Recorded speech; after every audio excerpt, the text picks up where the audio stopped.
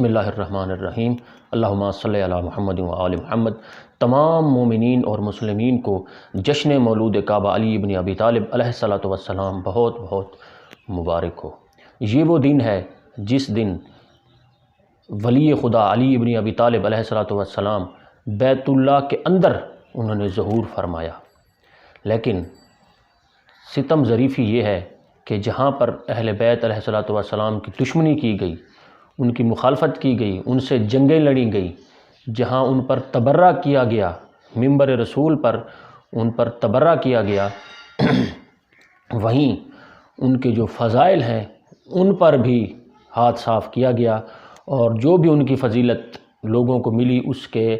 Parallel, اس کے متوازی، اس سے ملتی جلتی فضائل بھی بنائے گئے۔ چنانچہ بنو امیہ کے دوسرے خلیفہ کی جانب سے سرکاری حکم نامہ تھا تمام گورنرز کو کہ جو بھی فضیلت علی و آل علی کے متعلق تمہیں ملے اس سے ملتی جلتی فضیلت فلاں اور فلاں کے متعلق بھی بنائی جائے۔ تو ہم دیکھتے ہیں کہ آج بہت سی احادیث مختلف ہستیوں کے متعلق موجود ہیں جو ایک جیسی ہیں، جیسا کہ اللہ رب العزت کے رسول پاک صلی اللہ علیہ وآلہ وسلم نے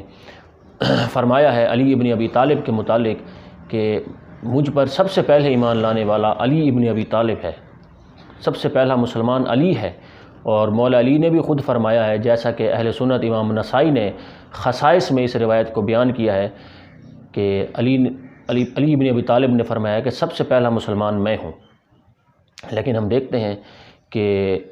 کسی اور کو سب سے پہلا مسلمان گنا جاتا ہے۔ اللہ کے رسول صلی اللہ علیہ وآلہ وسلم نے فرمایا ہے کہ اے علی انت صدیق الاکبر، اے علی تو صدیق اکبر ہے، لیکن ہم دیکھتے ہیں کہ کسی اور کو صدیق اکبر کہا جاتا ہے۔ اللہ کے رسول نے فرمایا ہے کہ اے علی تو فاروق اعظم ہے، لیکن ہم دیکھتے ہیں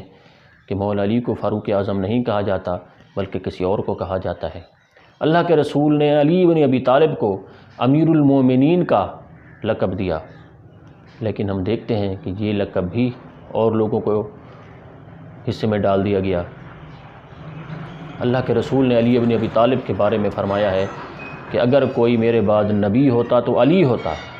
لیکن یہ بھی کسی اور کے متعلق بیان کیا جاتا ہے۔ اسی طریقے سے اور بھی بہت سارے فضائل ہیں، جن میں ایک یہ بھی ہے کہ مولا علی ابن ابی طالب کی پیدائش، ان کا ظہور خانہ کعبہ کے اندر ہوا ہے،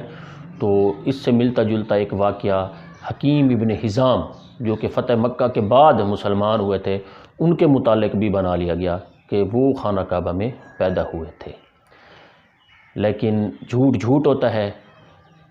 یہ ایک قول ہے جو کہ تیسری صدی ہجری کے علماء نے گھڑا ہے یا لکھا ہے، ورنہ اس کی اسنادی حیثیت کوئی بھی نہیں ہے، کیونکہ اس قول کی کوئی سند بھی صحابہ کرام تک یا اس دور کے لوگوں تک نہیں پہنچتی جو اس دور میں موجود ہوں، کہ انہوں نے دیکھا ہو کہ حکیم ابن حزام کی والدہ خانہ کعبہ کے اندر گئیں، یا یہ بات اس دور سے چلی آ رہی ہو۔ یقیناً ایسی کوئی بات نہیں ہے۔ اچانک سے تیسری صدی ہجری میں امام مسلم، جن کی صحیح مسلم مشہور ہے، وہ اپنا ایک قول دے دیتے ہیں بغیر کسی سند کے کہ حکیم ابن حزام خانہ کعبہ کے اندر پیدا ہوئے۔ یقیناً یہ ایک ردی قول ہے، کیونکہ امام مسلم جو ہیں وہ تیسری صدی ہجری کے عالم ہیں، اور یہ واقعہ ان سے 250 سال پہلے رونما ہوا، تو انہیں کس طریقے سے علم ہو گیا۔ اسی طریقے سے اہل سنت امام حاکم المستدرک میں ایک روایت لائے ہیں جو وہ مصعب بن عبداللہ سے روایت کرتے ہیں کہ وہ کہتے ہیں کہ حکیم بن حزام خانہ کعبہ کے اندر پیدا ہوئے۔ اب یہ مصعب بن عبداللہ یہ خود تیسری صدی ہجری کے عالم ہیں، تو انہیں کیسے علم ہو گیا؟ کیا الہام ہوا تھا انہیں کہ وہ 250 سال پہلے کا واقعہ اپنی زبانی بیان کر رہے ہیں، نہ سلسلہ سند بیان کیا، نہ کسی صحابی کا حوالہ دیا؟ یہ کس طرح ممکن ہو سکتا ہے؟ تو یقیناً یہ ردی اقوال ہیں، ان کی کوئی حیثیت نہیں ہے، اور یہ میرا چیلنج ہے کہ کسی صحابی سے یا صحابہ سے بھی پہلے کے لوگوں سے کوئی حکیم ابن حزام کے متعلق ایک روایت پیش کرے کہ وہ خانہ کعبہ کے اندر پیدا ہوئے تھے، کیونکہ حکیم ابن حزام عام الفیل سے بھی 13 سال پہلے پیدا ہوئے تھے۔ جو صحیح روایت جو صحابہ کرام سے جو ازواج رسول سے اور جو خود رسول سے مروی ہے، آل رسول سے مروی ہے، وہ فقط اور فقط علی ابن ابی طالب کے متعلق ہے۔ تو پہلی روایت اہل سنت محدث محمد بن یوسف کنجی شافعی، جن کے متعلق زرکلی نے اعلام میں اور محمد شرف الدین نے کشف الظنون میں لکھا ہے کہ وہ شافعی مسلک کے محدث تھے، اور کفایت الطالب فی مناقب علی ابن ابی طالب ان کی ایک شاندار کتاب ہے۔ اس میں وہ ایک حدیث جناب جابر بن عبداللہ انصاری رضی اللہ تعالیٰ عنہ سے اپنے سلسلہ سند کے ساتھ لے کر آئے ہیں، جس میں وہ بیان کرتے ہیں کہ جناب جابر نے ایک بار جناب رسول کریم صلی اللہ علیہ وآلہ وسلم سے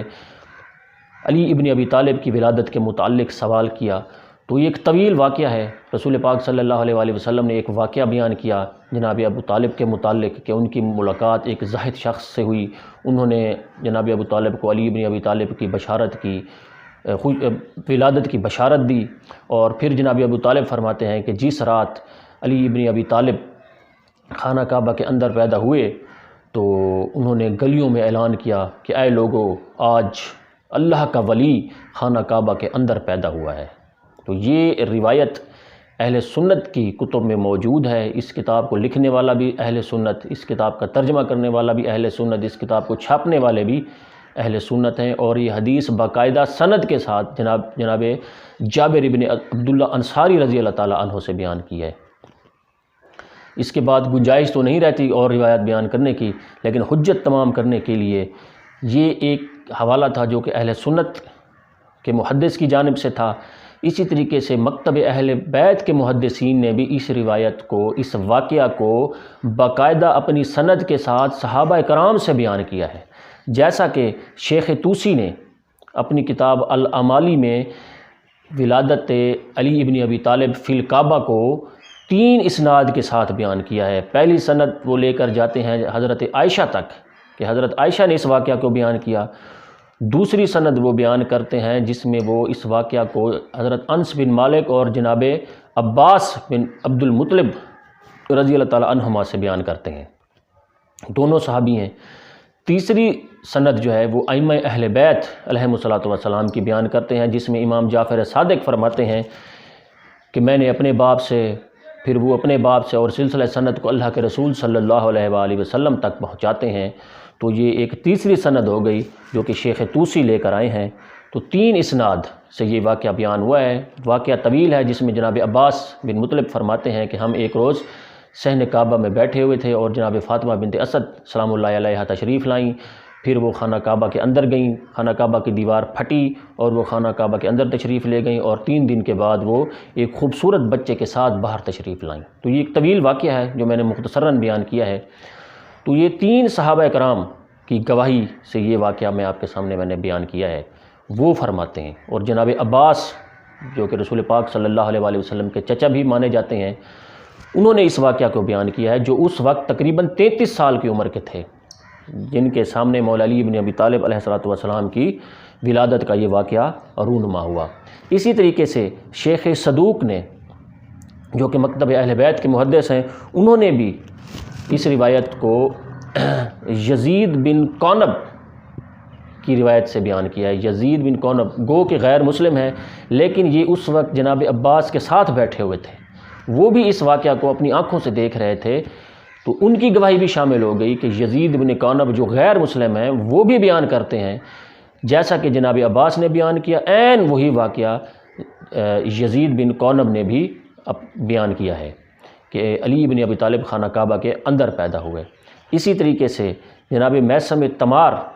انہوں نے بھی ایک روایت نقل کی ہے جس کو ابن جریر طبری نے اپنی کتاب نوادر المعجزات میں نقل کیا ہے۔ ایک طبری سنی ہے اور ایک طبری شیعہ ہیں، دونوں کا نام ایک جیسا ہے، ابن جریر، محمد ابن جریر طبری۔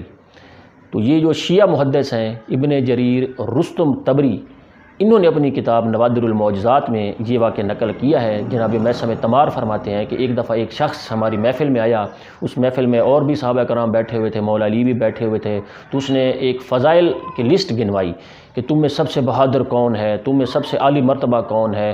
تم میں سب سے عالی نسب والا کون ہے، تم میں وہ کون ہے جو کعبہ کے اندر پیدا ہوا۔ تو اس وقت مولا علی بن ابی طالب نے سر اٹھایا اور فرمایا کہ اے سعید بن فضل، وہ میں ہوں، یعنی وہ میں ہوں۔ حضرت علی ابن ابی طالب نے فرمایا کہ وہ میں ہوں جو خانہ کعبہ کے اندر پیدا ہوا۔ تو اگر یہ فضیلت کسی اور کے لیے تھی تو وہاں کوئی اور بھی بول سکتا تھا کہ اے علی ابن ابی طالب، اس فضیلت میں آپ اکیلے نہیں ہیں بلکہ حکیم ابن حزام بھی خانہ کعبہ کے اندر پیدا ہوئے تھے۔ تو مولا علی کا یہ مفاخرہ کرنا اور صحابہ کرام کا چپ رہنا اور مان جانا، یہ بات ثابت کرتا ہے کہ فقط علی ابن ابی طالب ہی وہ ہستی ہیں جو خانہ کعبہ کے اندر تشریف لائے، اور یہ علی کی فضیلت نہیں ہے بلکہ خانہ کعبہ کی فضیلت ہے۔ علی کی وجہ سے خانہ کعبہ کو یہ فضیلت ملی کہ علی ابن ابی طالب نے اس میں ظہور فرمایا، اور یہ بات اللہ کے رسول نے بیان کی، اصحاب رسول نے بیان کی، ازواج رسول نے بیان کی، اور آل رسول نے بھی بیان کی۔ تو اس کے مقابلے میں ایک منقطع قول جو کہ تیسری صدی ہجری کے علماء کا ہے، اس کو مان لینا اور ولادت علی ابن ابی طالب کے متعلق شک کرنا، یہ انصاف نہیں ہے، یہ بغض کی ایک نشانی ہے۔ آل رسول کے ساتھ، علی ابن ابی طالب کے ساتھ یہ ایک طرح کا بغض ہے۔ تو میرا چیلنج ہے، جیسے میں نے یہ روایات بیان کی ہیں صحابہ کرام سے اور ان لوگوں سے جو چشمدید گواہ ہیں اس واقعہ کے، اس طرح کی کوئی ایک روایت صحابہ کرام سے بیان کریں یا ان سے پہلے کسی ایک آدمی سے بیان کریں جس نے یہ چشمدید گواہ ہو اس واقعہ کا۔ تو